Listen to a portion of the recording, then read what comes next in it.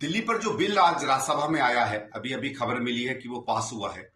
इससे पहले लोकसभा में भी पास हुआ था। मैं केवल इतना कहना चाहूंगा कि मेरे हिसाब से जो संघीय ढांचा सोचा गया था, जिसमें दिल्ली को कभी पूरा राज्य ना देने की बात थी, जिसमें भारत सरकार और दिल्ली सरकार को मिलके कई आयामों में साथ करने की बात कही गई थी। और एक तरीके से इस बंटवारे में जो सर्विसेज हैं, जो बड़े बड़े आला अधिकारी हैं, उन पर जितना दिल्ली सरकार का वर्चस्व और कंट्रोल रहना चाहिए उतना भारत सरकार का भी होने का था। और ये सिस्टम कई वर्षों से दिल्ली में बेहतर तरीके से चल रहा था।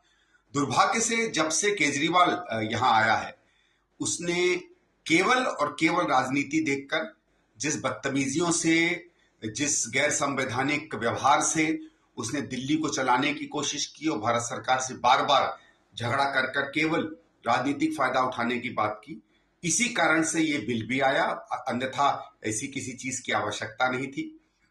मैं ये नहीं कुछ कहूंगा कि मुझे कोई संतोष है या कोई वो है कि ये बिल पास हुआ या नहीं, पर मुझे लगता है कि जिस स्थिति में लोगों ने हमेशा समझा था कि दिल्ली को एक भारत सरकार और दिल्ली सरकार के बीच में एक साझी सरकार के रूप में चलाया जाएगा, इस बिल के पास होने के बाद शायद वो यथास्थिति बनती है।